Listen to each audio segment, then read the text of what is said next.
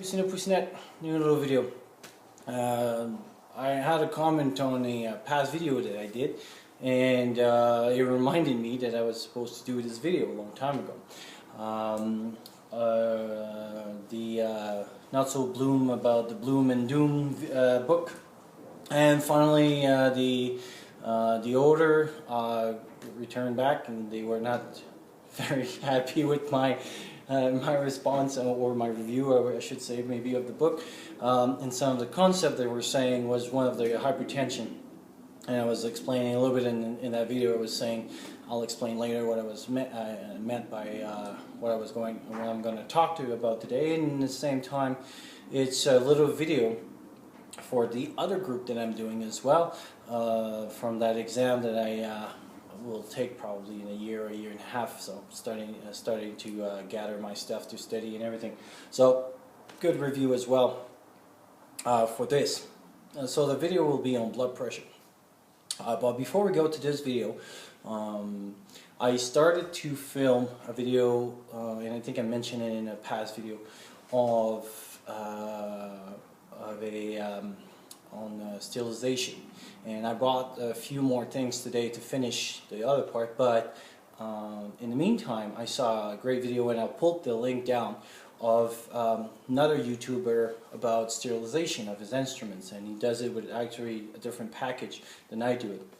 So I'll link it because it's a very good video, and when I do the sterilization video as well, I'll link his video on that one. But I thought it was a good video, so that's why it'll be. So it's off topic, but still in topic, while I finish my the video that I promise on sterilization.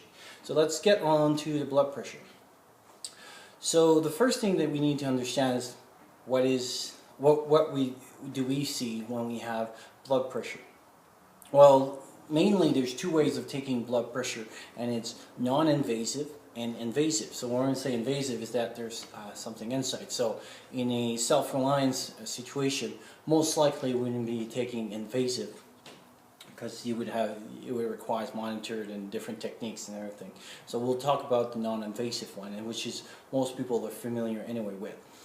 There's two ways of taking it mainly, and it's with a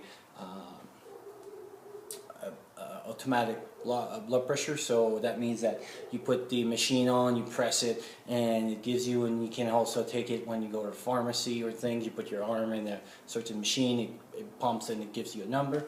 Or you can take it manually, meaning that you have either a stethoscope and you put it on there and you listen with the sphygmomanometer to listen to the blood pressure.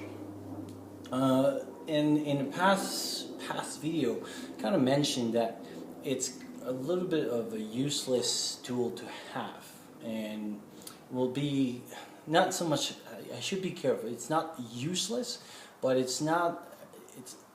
Let's put it this way: it's a good thing to have, but not a mandatory to have. So it's more in the. It doesn't matter if you have it, but it doesn't matter if you don't have it, but would be nice if you have it.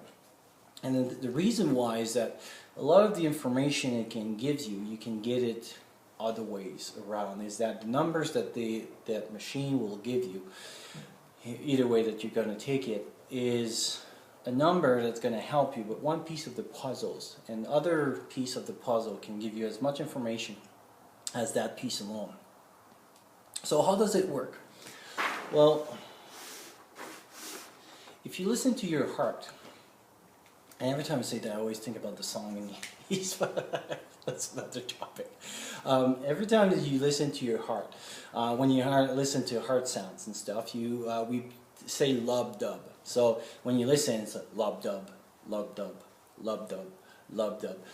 Well, or if you take your pulse, you feel it, you don't, you feel it, you don't, you feel it, you don't. So it's two cycles that happens in your heart. Means that what happens is that you have four chambers in your heart, and the two top ones empty, in the bottom part, and the two bottom part push.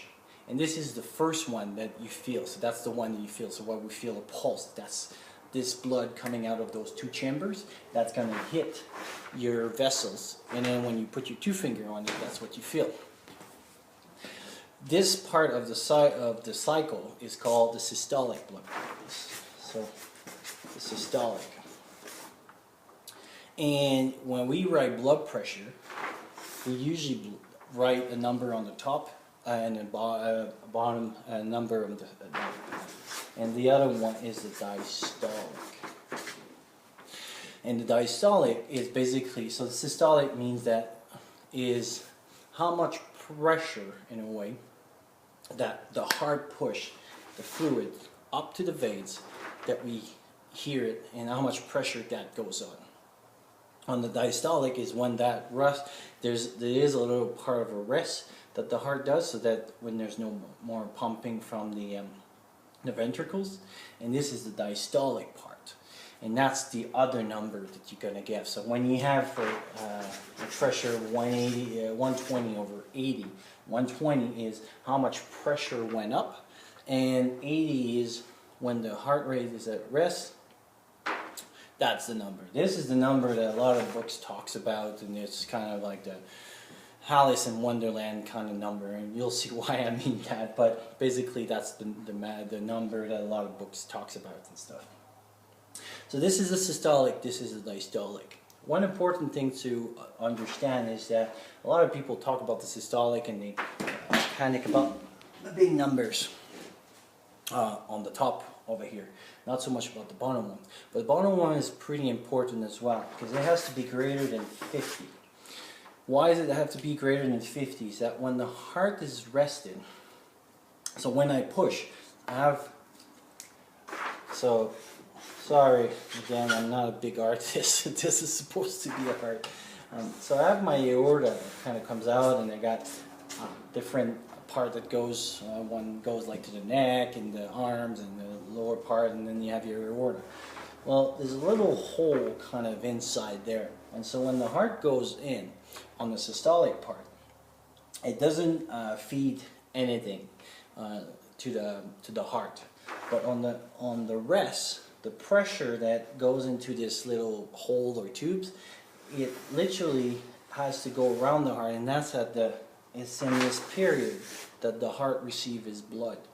If it's less than 50, there's not enough pressure to do all the circulation around the heart, so that way the heart, so if you have a blood pressure of 90 over 45, that means there's not a lot of pressure circulating around the heart, and that means the heart doesn't have enough circulation. And just like if you go and run for a long period of time or short period of time, your legs will hurt. Well, it's the same thing kind of will happen with the heart. It's just there's not enough circulation for the demand and oxygen. And we won't get too much into detail, but this is a pretty important numbers to talk about as well, because a lot of people talk about the systolic, but not so much about the diastolic. But it's important to understand that if it's below 50, there can be a problem with the heart and the feeding of the heart. So, okay. So that was the general ideas of blood pressure. And so when we listen to it, basically there's two sounds. So basically we put this machine, we put the pressure on, and then we release slowly. So the first time that we hear a sound, the first sound that we hear, that's the systolic. And then we listen to it until we let slowly the pressure comes down over our machine until we don't hear a sound. And that's the second number, which is the diastolic. So it's a simple technique, but sometimes even like in very sick patients, very experienced nurses have trouble hearing in the non-invasive part, the blood pressure machine, and that's why we go into invasive, where we put heart lines and things like that. And so that means that a lot of people that you're going to have, if they're very sick, it could be hard to take even under regular blood pressure. So that's one reason that I'm kind of a little bit doesn't like it. The second thing as well is that it's an extra piece of equipment that you have to carry, and it's not small, like, you know, like it's a pretty decent size depending on which one you buy and stuff. But they're pretty decent size, so they're extra weight for the little information that they carry, and that's pretty much all they can help you with. The third thing as well is that when you push the air in it, in the dial of it, you have to have a little instrument and a special those mini kind of screwdrivers to calibrate it. And a lot of people don't even check, but you need to calibrate your machine on a regular basis, because if you don't regulate it, what can happen is that, let's say your 0 is here, well, your error will be here. So that means that when you take your blood pressure, whatever is that distance, let's say it's 10, then you're 10 off of what you're supposed to get. So you have to calibrate your machine on a regular basis. So that's another thing. As well as they can break, because they're relatively fragile. And so if you're starting to carry in a bug-out bag or something and weigh your stuff and everything, they can break easily. So that, for all those reasons, that's why I do not carry it. So so now then, let's say we don't have those, and so what information that can this provide? A lot of the information they can provide can go into, I would say, 2 major categories: low BP, so blood pressure, and high BP, hypertension. In this category, we can subdivide by 2: acute phase and chronic phase. And we'll stop the video now, and I'll do a second part, and I'll explain a little bit more what I mean about that.